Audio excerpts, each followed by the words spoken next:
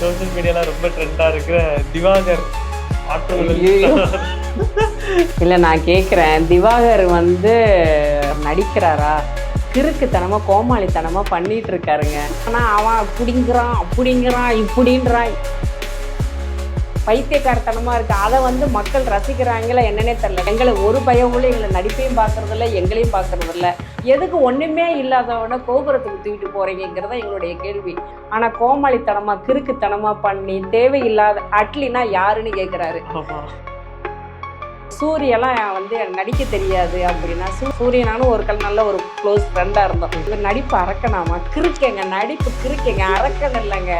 காமெடிக்கே லாய்க்கு இல்லாத ஒரு ஆள் தான் தமிழ்நாட்டில் இருக்குது. அதையும் போட்டிகிட்டு இருக்காங்க. ஜிபி முத்தா இருக்கட்டும், அவர்லாம் செத்த பயலை நார பயலை அப்படின்னு சொன்னார். அவரும் இப்படி தான் வந்தார். இவரையும் நான் கழுவி தான் ஊற்றுனாங்க. நான் தான் தமிழ்நாட்டு ஸ்டார்னு அவர் என்றைக்குமே சொன்னதே கிடையாது. 20-22 நாள் நாங்கள் 2 பேர் ஒர்க் பண்ணியிருக்கோம். சேலை கட்டியிருக்கோம், சேலை சுருக்கிட்டு போனோம். மாஸ்டர் ஐயோ ரொம்ப ஸ்வீட். அவர் 20 டேஸுமே சார் கூடயே தான் நாங்கள் ட்ராவல் பண்ணுவோம். விஜய் சாரை சொல்லணுன்னா, காலையில் வந்தோடனே எல்லாருக்கும் அவர் விஷ் பண்ணுவார். எல்லாருக்குமே good morning good morning good morning இப்படியே சொல்லிகிட்டே வருவார். இப்போ ஜனநாயகனுக்கும் உங்களுக்கு ஒரு சான்ஸ் கிடைச்சிருச்சு போறீங்க. நான் கமல் சாருடைய தீவிர ரசிகை. ஆனால் கமல் சார் பொலிட்டிஷியன் நினைக்கும் போது நான் ஓட் பண்ணலை. நான் அவரை ஒன் சைடாக நான் லவ் பண்ணுறேன். என்னைக்காவது ஒரு நாள் அவரில் நேராக நான் பார்க்கணும், என் லவ்வை ப்ரப்போஸ் பண்ணணும். அன்னைக்கு பார்த்தோன்னே என்னுடைய பிறவி பயணம் முடிஞ்சது மாதிரி தான். ஸோ எனக்கு விஜய் சாரை பிடிக்கும், ஆனால் ஓட் பண்ணுவேனான்னு எனக்கு தெரியும்.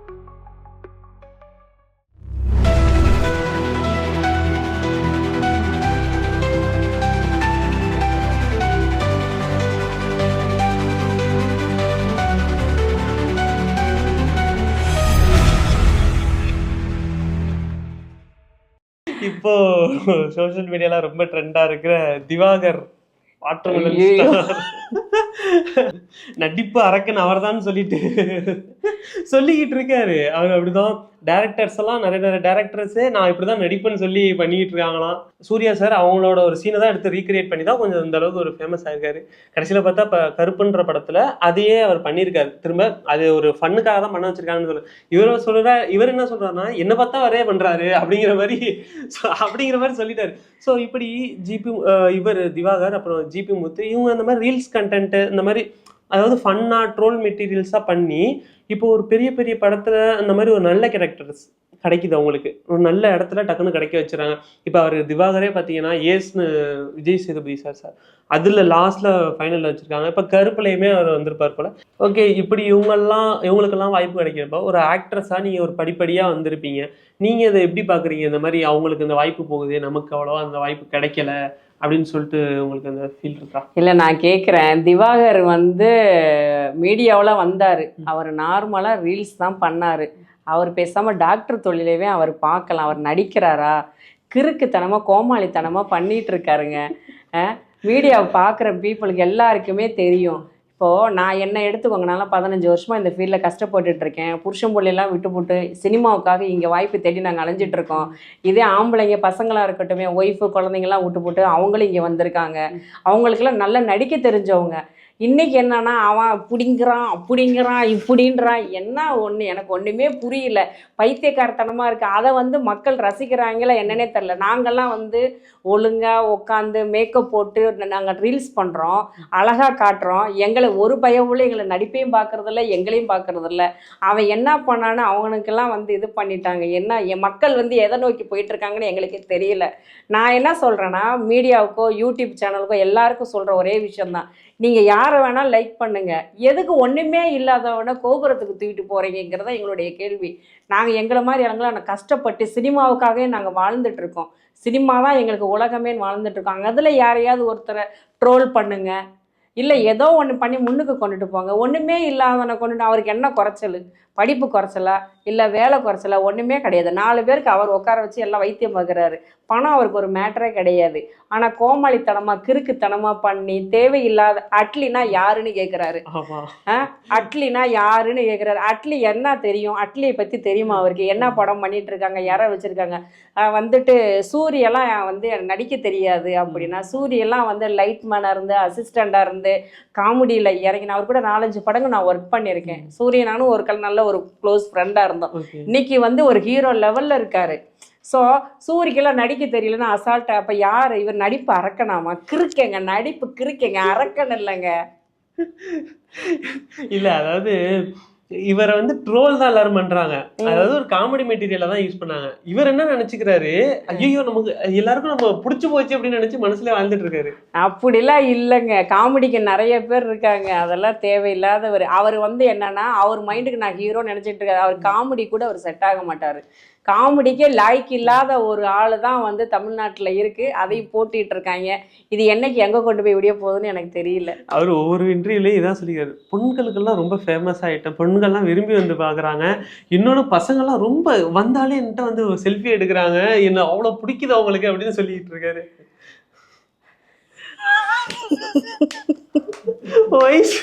இதெல்லாம் அவர் சொன்னாரு என்கிட்ட. எப்படிங்க எப்படித்தாங்க எப்படி அவருக்கு பொண்ணுங்களை அவர் கண்ணாடி அவர் பார்த்துருக்காரா? அவர் மூஞ்சில அவர் கண்ணாடியை பார்த்துருக்காரா? 4 பொண்ணுங்க எடுப்பாங்களா? அவர் தன்னைத்தானே வந்து பிரபலப்படுத்திக்கிறாரு, தன்னைத்தானே நான் தான் இதுன்னு இருக்காரு. அதெல்லாம் வேஸ்ட். என்னை பொறுத்தளவுக்கு வந்து திவாகர் வந்து 4 பேரை பார்த்தோமா, 4 வைத்தியம் பார்த்தோமா, போங்க எங்களை மாதிரி ஆளுங்களுக்கு வழி விடுங்கன்னு சொல்ல வரேன் நான். தேவையில்லாம வந்து நடிப்பு கிறுக்கன் நடிப்பா இருக்க அதெல்லாம் தேவையே இல்லைங்க. அவர் இருக்கனால எங்களை மாதிரி ஆர்டிஸ்ட் இப்போ ஜிபி முத்தா இருக்கட்டும், அவர்லாம் செத்த பயல நார பயல அப்படின்னு சொன்னாரே தவிர இந்த மாதிரி எல்லாம் வரல. அவர் அசிங்க அசிங்கமா பேசுனாங்க, மக்கள் ரசிச்சாங்க. இருந்தாலும் இன்னைக்கு இன்னைக்கு வந்து ஒரு சபையில ஒரு படங்கள் பண்ணிட்டு அவருக்குன்னு ஒரு நேம் இருக்கு. அவரும் இப்படிதான் வந்தாரு. இவரையும் நான் கழுவி தான் ஊத்துனாங்க. ஆனா இந்த அளவுக்கு நான் தான் வந்து நடிப்பு அரக்கனேன், நான் எனக்கு எல்லாமே தெரியும், நான் தான் தமிழ்நாட்டு ஸ்டார்னு அவர் என்னைக்குமே சொன்னதே கிடையாது. நான் அவர் கூட அருள்நிதி சார் படம் ஒர்க் பண்ணியிருக்கேன். கிட்டத்தட்ட 20-22 நாள் நாங்கள் 2 பேர் ஒர்க் பண்ணியிருக்கோம். என்னங்கம்மா வாங்கம்மா போங்கம்மா மேடம்ன்ற சொல்லுக்கு மறுசொல்லு சொல்ல முடியாது. பர்சனல் நமக்கு எப்படின்னு தெரியாது. பட் நம்மக்கிட்ட பழகும் போது அந்த அளவுக்கு ஒரு இதாக இருக்காரு. ஸோ அந்த மாதிரி ஆளுங்களுக்கெல்லாம் வந்து இது பண்ணிக்கலாம். எங்களை மாதிரி ஆளுங்களுக்கு முதல்ல வழி விடுங்க, எங்களுக்கு வாய்ப்பு கொடுங்க. இந்த மாதிரி ஆளுங்களை தயவு செய்து மீடியா பீப்புளாக மூட்டை கட்டி தூக்கி போடுங்க. அவ்வளோதான் நான் சொல்லிக்கிற ஒரே விஷயம். நிறைய பேர் இதே மாதிரி தான் இப்போ இவரை வளர்த்ததுக்கு அப்புறமே எல்லாருமே அதான் ஒரு விஷயம் சொல்கிறாங்க. இந்த மாதிரி நிறைய பேர் இதுக்காக பேஷனேட்டாக இருக்காங்க. அவங்கள இன்டர்வியூ எடுங்க, அவங்கள சப்போர்ட் பண்ணுங்கள், தயவுசெய்து இவங்களை யாரும் மேல் வளர்த்து விட வேணாம் அப்படின்னா எல்லா மக்களுமே சோஷியல் மீடியாவில் சொல்லிக்கிட்டு இருக்காங்க. ஸோ அது ஒரு நல்ல விஷயம் தான். இப்போது பேய் படத்தோட ஃப்ரான்சிஸ்னால் அதில் முக்கியமான ஒன்று தமிழில் அப்படின்னா காஞ்சனா தான். காஞ்சனா 4 வரும்போது காஞ்சனா 3ல நீங்கள் நடிச்சிருக்கீங்க, அந்த எக்ஸ்பீரியன்ஸ் பற்றி சொல்லுங்கள். காஞ்சனா 3ல வந்து செகண்ட் ஹாஃபில் ஒரு சின்ன கேரக்டர் ரோல் இருக்கும். அது வந்து எடுத்து காட்டுற மாதிரி இருக்கும். அதில் வில்லன் போலீஸ்காரங்களாம் வந்து மாஸ்டர் நம்ம லாரன்ஸ் மாஸ்டரை தூக்கிட்டு போகிற மாதிரி இது. அவர் வந்து கிராமத்தில் வந்து அந்த ஊரில் எங்களுக்காக தான் எல்லாமே பண்ணுற மாதிரி தான் அந்த கேரக்டர் எல்லாமே ட்ராவல் ஆகும். நாங்கள் என்ன பண்ணுவோம்னா, நாங்கள் கொஞ்சம் நல்லா குண்டாக இருக்கிறனால ஒரு 8 பேர் செலக்ட் பண்ணார் சார். அந்த போலீஸ்க்கு இது இப்படி ஸ்ட்ரெயிட்டாக ஒரு ஸ்ட்ரீட் இருக்கும். அதனால் வந்துட்டு இங்கிட்ட ஒரு 4 பேர் அங்கிட்ட ஒரு 4 பேர். ஒரு போலீஸ்காரன் உங்களுக்கு சொல்லவா வேணும், ஹைட்டு வெயிட்டாக இருப்பாங்க. அதை அப்படியே அச்சு கொண்டக்க தூக்கிட்டு ஓடணும். ஓடுற சீன்ஸ் எல்லாமே இருந்தது. அப்போது நாங்கள் 2-3 டேக்கெல்லாம் எடுத்தோம். திலீப் சுப்ராயன் மாஸ்டர் தான் அங்கே வந்து மாஸ்டராக இருந்தார். அப்போது எங்களுக்கு வந்து ஷார்ட்ஸு எப்படி தூக்கிட்டு போகணும், ஓடணும், சேலை கட்டியிருக்கோம், சேலை சுருக்கிட்டு போனோம். அப்புறம் மாஸ்டர் வந்து இங்கே வாங்க. மாஸ்டர் வந்து ஐயோ ரொம்ப ஸ்வீட். அவர் ரொம்ப அவ்வளோதான். நேரில் பார்க்கும்போது சொல்லவே வேணாம். அவர் வந்து இங்கே வாங்க, நீங்கள் எப்படிலாம் பண்ணணும், இப்படி பண்ணுங்கள், இவ்வளோ டெக்னிக்கலாக பண்ணுங்கன்னு சில விஷயங்கள்லாம் எங்களுக்கு மாஸ்டர் சொல்லி கொடுத்தாங்க. அதனால் எனக்கு ரொம்ப ஹாப்பியாக இருந்தது. மாஸ்டர் அவர் வந்து இப்படி பேசுவாங்களான்னு நமக்கு தெரியாது. ஆனால் அவரே டேரெக்டாக நம்மக்கிட்ட வந்து பேசும்போது நீங்கள் இப்படி பண்ணுங்கள் அதை பண்ணுங்க அப்படின்னு எனக்கு ரொம்ப ஹாப்பியாக இருந்தது. அது ஒரு 1 வீக் கிட்ட அந்த சீன்ஸ் எல்லாமே போச்சு. ஸோ வந்து என்ன ஒரு விஷயம்னா, நாங்கள் சாங்குலேயும் நாங்கள் ட்ராவல் வருவோம், அந்த ஊரோடு சேர்ந்து சாங்கிலே வருவோம், சீன்ஸில் இருக்கோம். ஆனால் என் வந்து எக்ஸ்ட்ரா ப்ளீஸ் என்னால் அதில் நடிக்கவும் முடியல, அதில் அவர் காட்டிக்கவும் முடியல. அது ஒரு அப்படின்ற மாதிரிக்கு அப்படியே போயிருச்சு. ஆனால் இருந்தாலும் நான் சார் கூட ஒர்க் பண்ணியிருக்கேன். இப்போ காஞ்சனா 4க்கும் நான் ஆஃபீஸ் போயிட்டு பார்த்துட்டு வந்திருக்கேன். ஸோ கண்டிப்பாக மாஸ்டர் இதை பார்த்துட்டு எனக்கு ஒரு வாய்ப்பு கொடுப்பாங்க நான் நினைக்கிறேன், நம்புகிறேன். ஸோ மறுபடியும் சார் கூட நான் ஒர்க் பண்ணுறதுக்கு நான் வெயிட் பண்ணிகிட்டு இருக்கேன். சூப்பர். கொஞ்சம் பென்ஸ் படத்தில் கொஞ்சம் இதாக பிஸியாக இருப்பார். கண்டிப்பாக அது முடித்தோன்னே கண்டிப்பாக வருவாங்க. அப்புறம் முக்கியமான ஒன்று, ஜில்லா படத்தில் தளபதி விஜயோட நடித்த அனுபவம். ஆமாம், அது வந்து நாங்கள் ராமோஜி ஃபிலிம் சிட்டியில் தான் ஷூட் நடந்தது 22 நாள். கேரக்டர்னு தான் நாங்கள் இங்கேருந்து மதுரையிலேருந்து ஒரு பஸ்ஸு பிடிச்சி எங்களை கூட்டிகிட்டு போனாங்க. ஆனால் அது கேரக்டராக நிற்கலை. அந்த அவங்க விஜய் சாரோடைய தங்கச்சி வந்துட்டு அவங்க கல்யாண சீக்வன்ஸு எல்லாமே அப்படியே ட்ராவல் ஆகிட்டே வருவோம். அவங்கள நிச்சயம் பண்ணிவிட்டு ஆளாத்தி எடுத்துகிட்டு போகிறது, அதுக்கப்புறம் ஃபைட் சீக்வன்ஸு, அது எல்லாமே நாங்கள் ட்ராவல் ஆகிட்டே வருவோம். சார் வந்து நாங்கள் 20 டேஸுமே சார் கூடயே தான் நாங்கள் ட்ராவல் பண்ணுவோம். சார் வந்து விஜய் சாரை சொல்லணுன்னா ரொம்ப ஸ்வீட் பர்சன். அவர் சொல்கிறதுக்கு வார்த்தைகளே கிடையாது. அவர் கேமராவுக்கு பின்னாடி எப்படின்னு தெரியாது, முன்னாடி எப்படின்னு தெரியாது. கேமராவுக்கு பின்னாடி பார்த்தீங்கன்னா காலையில் வந்தோடனே எல்லாருக்கும் ஒரு விஷ் பண்ணுவார். எல்லாருக்குமே வந்து good morning good morning good morning இப்படியே சொல்லிகிட்டே வருவார். சாப்பிட்டீங்களா, அடுத்த கொஸ்டின் கேட்குற ஒரே கொஸ்டின் தான், சாப்பிட்டீங்களா சாப்பிட்டீங்களா அப்படின்னு கேட்பார். அதுக்கப்புறம் கேரவன் நான் ஒன்ஸ் உட்காந்துட்டு இருந்தேன். எல்லோரும் சாப்பிட்டுட்டு ஒரு 1 hour ரெஸ்ட்டு விடுவாங்க. அந்த 1 hourல இவர் என்ன பண்ணார், நேராக கேரவன் போனார். கேரவனுக்கு ஆப்போசிட்டில் தான் நாங்கள் எங்கள் ஒரு டீம் சாப்பிட்டுட்டு இருப்போம். எப்பயுமே வந்து சாப்பிட்றதுக்கு 1 hour பிரேக் விடுவாங்க. ஸோ எல்லாருமே ரெஸ்ட் எடுக்கிற டைம் தான்.